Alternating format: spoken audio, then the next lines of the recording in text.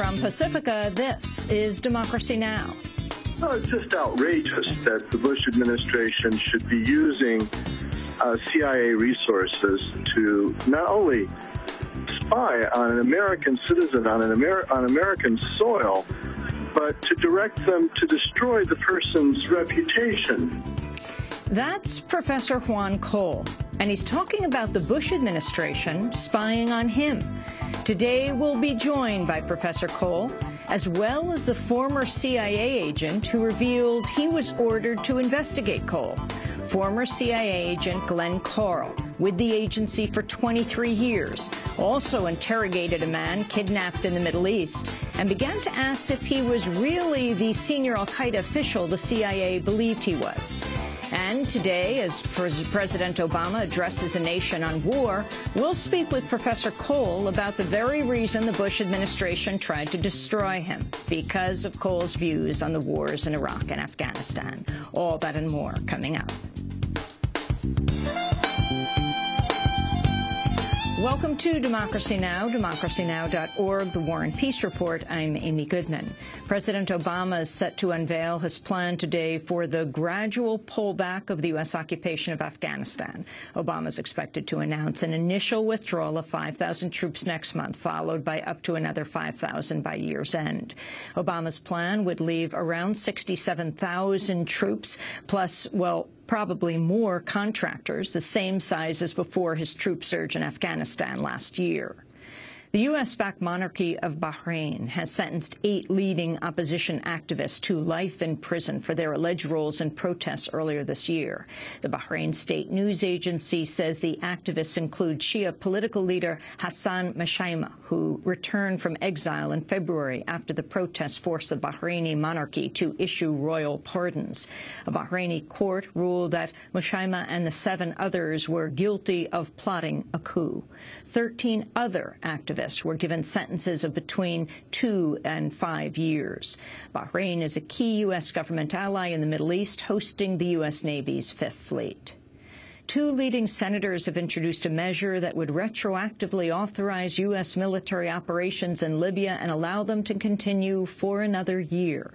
The proposal from Democratic Senator John Kerry and Republican Senator John McCain follows the controversy over President Obama's failure to seek congressional approval for the Libya attack. Speaking on the Senate floor, McCain urged fellow Republicans to support the measure. Is this the time for America to tell all of these different audiences that our heart is not in this?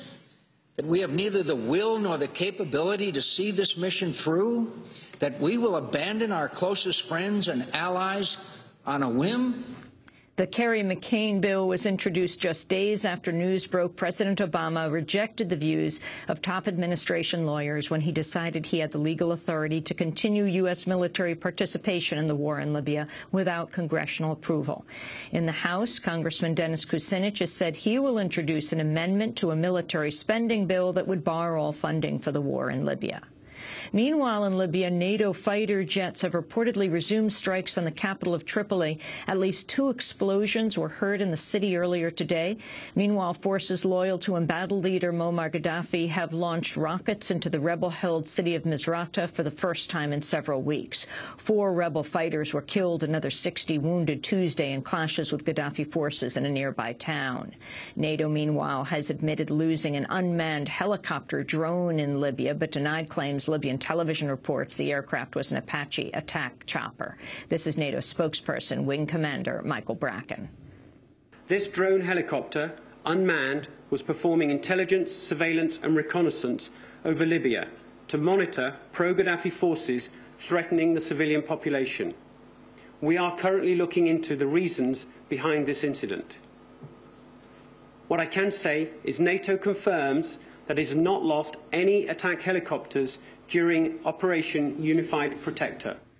In Iraq, at least 27 people have been killed and more than 30 others wounded in a bombing near the southern city of Diwaniyah. The explosive was detonated close to the home of the region's provincial governor. Many of the victims were police officers. At least 7 people have been killed in the latest Syrian government attack on opposition protesters. The deaths came in 3 towns where supporters of President Bashar al-Assad clashed with opposition activists. Assad announced a new amnesty measure on Monday, but human rights groups say thousands remain behind bars and hundreds more have been arrested. In news from Yemen, as many as 40 alleged al-Qaeda militants have escaped from prison in the southern port city of Mukalla. The prisoners escaped after fighters attacked the prison from the outside. The operation is the latest to underscore fears al-Qaeda is exploiting the uprising against Yemeni President Ali Abdullah Saleh to strengthen its presence in southern Yemen. Mayors from cities around the United States have endorsed a resolution calling on Congress to end funding for the wars in Iraq and Afghanistan and instead spend the money at home. The measure from the U.S. Conference of Mayors was drafted and pushed through by the activist group Code Pink. According to Code Pink, Los Angeles Mayor Antonio Villaraigosa initially agreed to sponsor the measure but later backed out. Code Pink organizer C.J. Minster went ahead with the campaign, drafting the resolution's text and seeking supporters. The mayor of Eugene, Oregon, Kitty Piercy, eventually became the measure's lead sponsor. The Senate has voted unanimously to confirm outgoing CIA Director Leon Panetta as the next Secretary of Defense. Democratic Senator Carl Levin of Michigan praised Panetta for what he called a clear moral compass. Throughout his time in public service, Leon Panetta has been guided by a clear moral compass. He has said that, quote, "In politics, there has to be a line beyond which you don't go. The line that marks the difference between right and wrong, what your conscience tells you is right. Too often, people don't know where the line is." Panetta has headed the CIA for the past 2 years and has led a massive escalation of the use of unarmed drones in Afghanistan and Pakistan.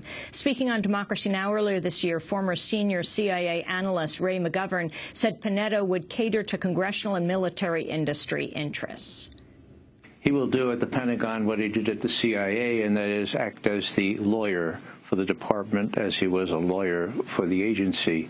He did not take hold. He did not lead the agency, nor will he lead the Defense Department.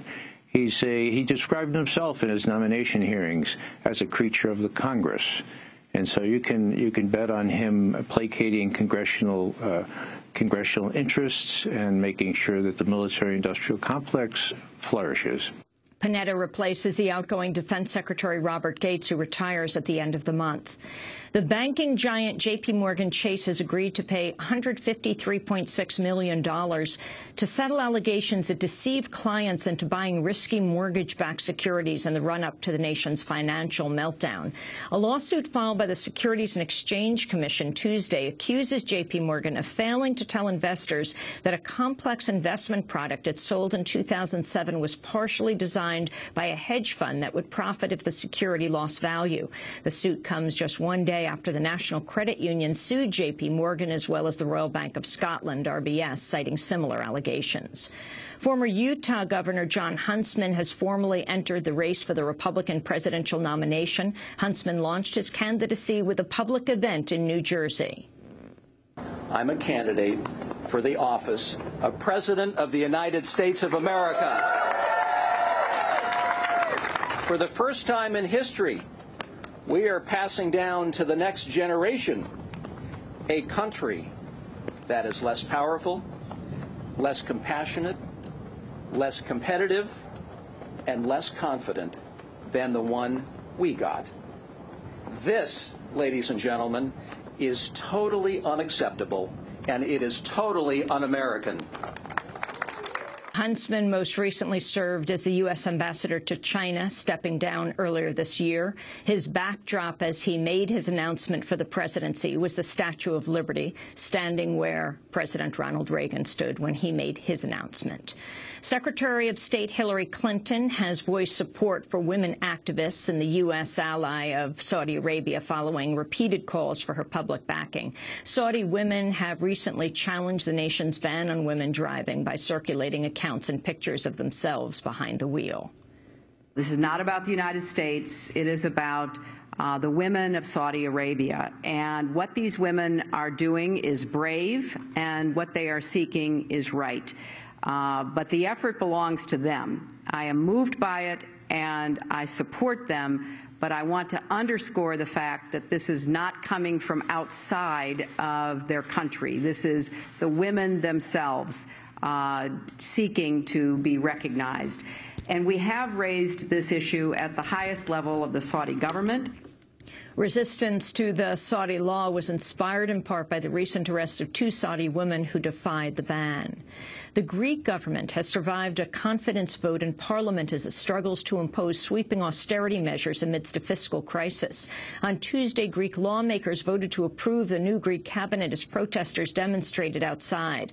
Thousands of people also rallied in Luxembourg Tuesday to protest a round of austerity measures sweeping Europe. They're preparing for us, Europe. Yeah, you have to work until you're in the grave, until 70 years old. You have to work until you're dead. And only the finance will rule Europe, and we don't want a Europe like this. United Nations Secretary General Ban KiMoon has been approved for a second 5-year term. Ban thanked the General Assembly after a unanimous vote in his favor. With your decision this afternoon, with the warm words you do to me, a very great honor beyond expression. Standing in this place, mindful of the immense legacy of my predecessors, I'm humbled by your trust and enlarged by our sense of common purpose. The Obama administration's announced some 2,400 undocumented immigrants were detained in a nationwide 7-day raid last month. The so-called cross-check operation has been described as the largest ever of its kind. Immigration and Customs Enforcement agents worked in conjunction with federal authorities and local officials, apprehended individuals in all 50 states, and are now holding them in immigration jails across the country. The Food and Drug Administration has unveiled new warning labels to appear on cigarette packages beginning no later than September 2012. The labels use images including dead bodies and diseased lungs to warn of the dangers of smoking. Health and Human Services Secretary Kathleen Sebelius and FDA Commissioner Margaret Hamburg unveiled the images at the White House. The new graphic warning labels will be the toughest and most effective tobacco health warnings in this country's history, and they tell the truth. They will replace the old warning phrase with pictures showing negative health consequences of smoking that have proven to be effective. A pack-a-day smoker will see these labels more than 7,000 times a year. And kids who are under the impression that smoking is cool or glamorous will be confronted by a very different reality when they're tempted to pick up a cigarette pack 15 months from now. The new labels mark the first change in U.S. cigarette warnings in 25 years. And those are some of the headlines. This is Democracy Now!, democracynow.org, The War and Peace Report. I'm Amy Goodman.